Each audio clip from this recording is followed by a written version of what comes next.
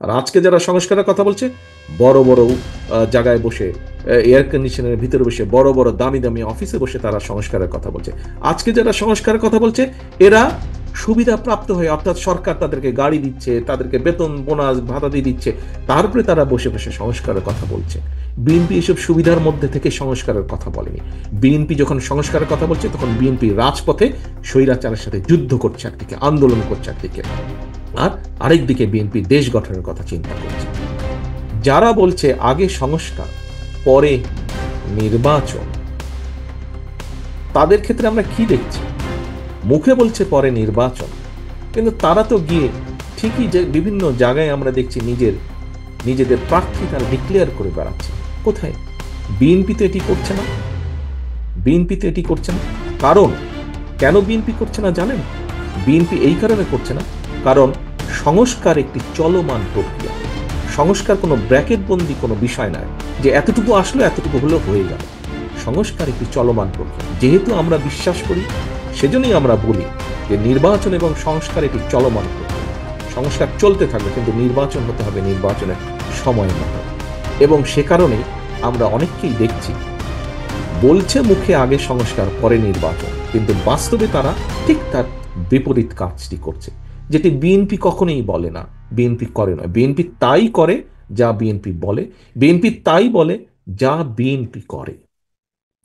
প্রিয় সহকর্মীবৃন্দ, আমি একটু আগেই বলেছি বিএনপি কখন সংস্কারের প্রস্তাব দিয়েছে। বিএনপি তখনই প্রস্তাব দিয়েছে যখন বিএনপির দেশনেত্রী খালেদা জিয়া থেকে শুরু করে দলের মহাসচিব থেকে শুরু করে শত হাজারো নেতাকর্মী জেলে বন্দী, যখন বিএনপির লক্ষ লক্ষ নেতাকর্মী ঘর বাড়ি ছাড়া, গায়েবী মামলার জর্জরিত, তখন বিএনপি দিয়েছে। আজ আমরা অনেক মানুষের মুখে শুনতে পাই সংস্কারের কথা। আজকে দ্বিতীয় প্রশ্নটি আপনাদের কাছে, আজকে যারা সংস্কারের কথা বলছে, খুব জোর গলায় সংস্কারের কথা বলছে, তাদের কতজন ব্যক্তি সেই সময়ে স্বৈরাচার শেখ হাসিনার রক্ত চক্ষুকে উপেক্ষা করে সংস্কার করার কথা সাহস করে বলতে পেরেছিল? আজকে যারা সংস্কারের কথা বলেছে, তারা বিএনপির নেতাকর্মীর মতন কতগুলো মামলা খেয়েছে, কতদিন অত্যাচারিত হয়েছে, কতজনের ঘর বাড়ি ভাঙা হয়েছে, কতজনকে আদালতের বারান্দায় সপ্তাহে 7 দিনের 5 দিন ঘুরঘুর করতে হয়েছে? হয়নি। খোঁজে দেখেন কারোরই হয়নি যারা আজকে জোর গলায় সংস্কারের কথা বলছে। বিএনপি কেন সংস্কারের কথা বলছে? কারণ বিএনপি অভিজ্ঞতা আছে। সেটি বিএনপি সরকারে থাক, বিএনপি বিরোধী দলে থাক, বিএনপি সকল সময়ে জনগণের সাথে সম্পর্কিত। হতে পারে আমাদের বিভিন্ন সীমাবদ্ধতা আছে, কিন্তু আমরা সকল সময় চেষ্টা করি জনগণের সাথে থাকতে, জনগণকে সাথে রাখতে। সে কারণেই আমরা কষ্টের সময়, নির্যাতনের সময় আমরা সংস্কারের কথা বলেছি, কারণ আমাদের অভিজ্ঞতাটি সবকিছুতে আমরা অনুধাবন করেছি, অনুভব করেছি যে এই দেশের মানুষের ভাগ্যের পরিবর্তন করতে হলে সংস্কারের প্রয়োজন আছে। ক্ষেত্র বিশেষে বিভিন্নভাবে সংস্কারের প্রয়োজন আছে। আর যারা শুধুমাত্র নিজেদের স্বার্থে রাজনীতি করে থাকে, দলীয় স্বার্থে হোক বা ব্যক্তি স্বার্থেই হোক রাজনীতি করে থাকে, তারাই মুখে একটা বলে, বাস্তবে কাজে তারা আরেকটা করে। মুখে বলে সংস্কারের কথা, সুসময়ে তারা সংস্কারের প্রস্তাব দেয়, কাজে তারা করে আরেকটা। প্রিয় সহকর্মীবৃন্দ, এটিই পার্থক্য অন্য রাজনৈতিক দলের সাথে বিএনপির। এখন আজকে আমরা প্রায় 4 ঘন্টা ধরে এখানে আলোচনা করেছি। আমরা আমাদের ফ্যামিলি কার্ড নিয়ে আলোচনা করেছি, আমরা আমাদের ফার্মার্স কার্ড নিয়ে আলোচনা করেছি, আমরা প্রাথমিক শিক্ষার ব্যাপারে কি করতে পারি, কি করব, আমরা আলোচনা করেছি। আমরা আলোচনা করেছি বাংলাদেশের পরিবেশ নিয়ে। এখানে একটি কথা আসেনি, আমি আপনাদের যারা পরিবেশ নিয়ে বেশ কয়েকজন প্রশ্নদাতাকে আমি দেখেছি পরিবেশের ব্যাপারে আপনারা খুব আগ্রহ আছে। আমাদের পরিবেশের ব্যাপারে একটি পরিকল্পনা আছে, আমাদের পরিকল্পনা আছে, কতটুকু পারব সেটি সময় পরিস্থিতি প্রেক্ষাপট বলে দিবে। আমরা পরিবেশ, বাংলাদেশের এই পরিবেশের একটি অন্য বিষয়ে, সেটি হচ্ছে বৃক্ষরোপণ। আমাদের পরিকল্পনা আছে 5 বছরে 50 কোটি বৃক্ষরোপণ করা যায়। সে ব্যাপারে আমরা কাজও করছি এর মধ্যে, যে কোথায় কোন গাছ কোন সয়েলের সাথে কোন বাংলাদেশের টেকনাফে কি গাছ লাগানো যায়, বাংলাদেশের তেঁতুলিয়াতে কি গাছ লাগানো যায়, কারণ টেকনাফের গাছ তেঁতুলিয়া, তেঁতুলিয়া গাছ টেকনাফে লাগলে হবে। আমরা আলোচনা করেছি যে কিভাবে আমরা দেশের শিল্প গড়ে তুলব। এখানে তাইওয়ান থেকে একজন প্রশ্ন করেছেন, যে ব্যক্তি তাইওয়ানের খুব সম্ভব ডক্টর ডক্টর ডক্টর আমাদের জামান, খুব সম্ভবত তাইওয়ান, ডক্টর বদরুজ্জামান তাইওয়ানে আছে, উনি বোধহয় রিসার্চ করেছেন। ওনাকে জিজ্ঞেস করে দেখেন, ওনাকে জিজ্ঞেস করলে আপনারা জানতে পারবেন তাইওয়ানে জোনিং আছে বিভিন্ন ইন্ডাস্ট্রির। যেমন ধরেন মোটর তৈরি হয়, ওখানে জোন আছে, যে একটা জোন আছে ওখানে সব বিভিন্ন ধরনের মোটরে তৈরি হয়। শুধু জিজ্ঞেস করেন জামান আছে, এখন আছে না? যেখানে ফ্যান তৈরি হয় সেখানে এলাকা ধরে শুধু ফ্যানই তৈরি। আমাদের চিন্তা ভাবনা আছে, আমরা বাংলাদেশকে চেষ্টা করব এভাবে জোনিং করার জন্য ইন্ডাস্ট্রিতে।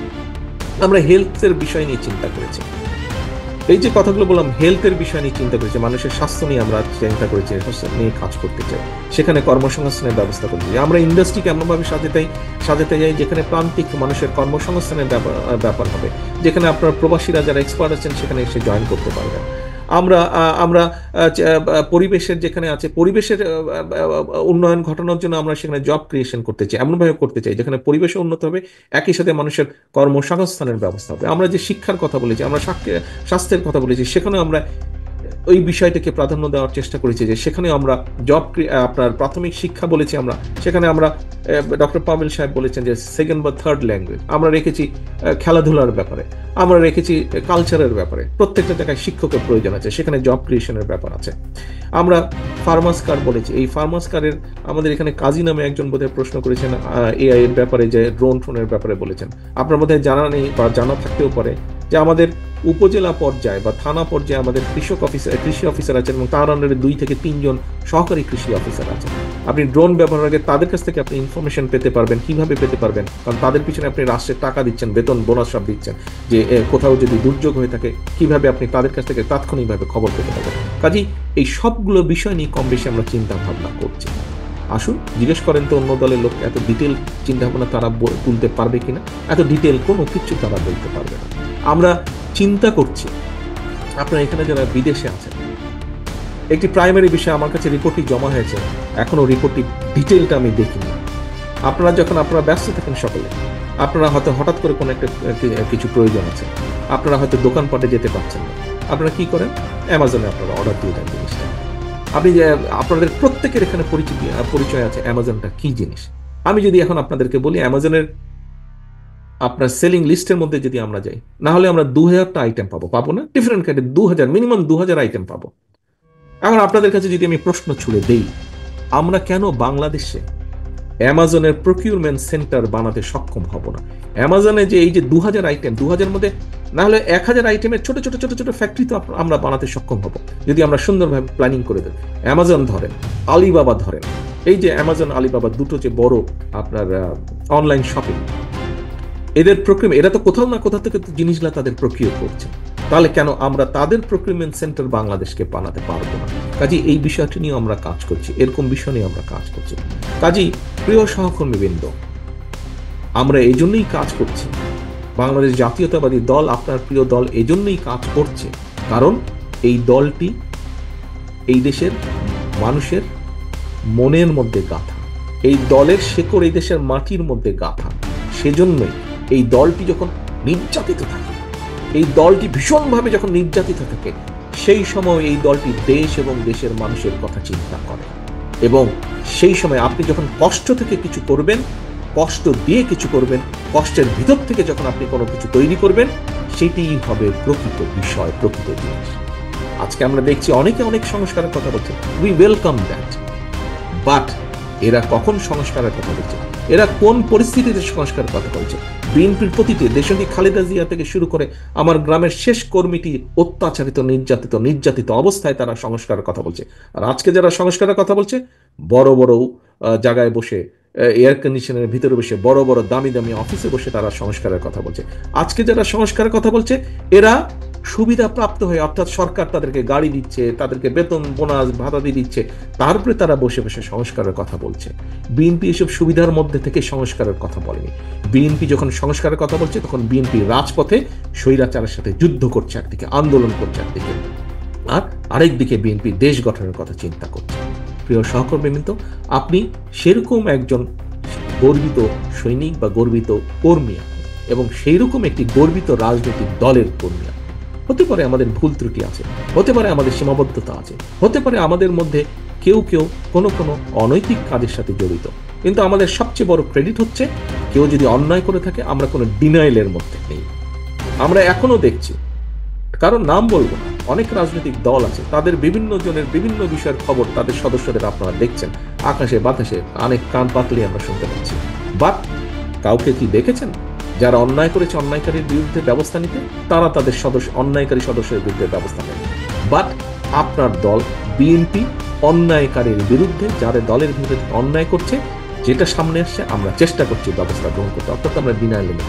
কারণ আমরা বলেছি অন্যায়কারী কোনো দলের সদস্য হতে পারে, অন্যায়কারীর পরিচয় সে অন্যায়কারী, কাজী ওটি তার পরিচয়। অন্যায়কারীর সাথে আমরা সম্পর্ক রাখতে চাই না, আমরা সামনে এগোতে চাই। সংস্কারের প্রথম একটি বিষয় আমরা অক্ষরে অক্ষরে পালন করছি, অর্থাৎ অন্যায়কারীর সাথে আমাদের সম্পর্ক নেই। প্রিয় সহকর্মী, কিন্তু এটিই হচ্ছে আপনার প্রিয় দল। আসুন, আমরা জানি আমাদের সীমাবদ্ধতা আছে, আমাদের সীমাবদ্ধতাকে একসেপ্ট করে নিই, আমরা এগিয়ে যাব। আমাদের লক্ষ্য এই দেশের মানুষের ভাগ্যের পরিবর্তন, এই দেশের জন্য বেটার কিছু করা। কিন্তু এই কাজটি দল একা পারবে না, দল একা না, আপনাদের সকলকে নিয়ে এই বাংলাদেশ জাতীয়তাবাদী দল। কাজে আপনারা প্রত্যেকটা মানুষ যখন এগিয়ে আসবেন তখনই আমাদের পক্ষে সম্ভব 31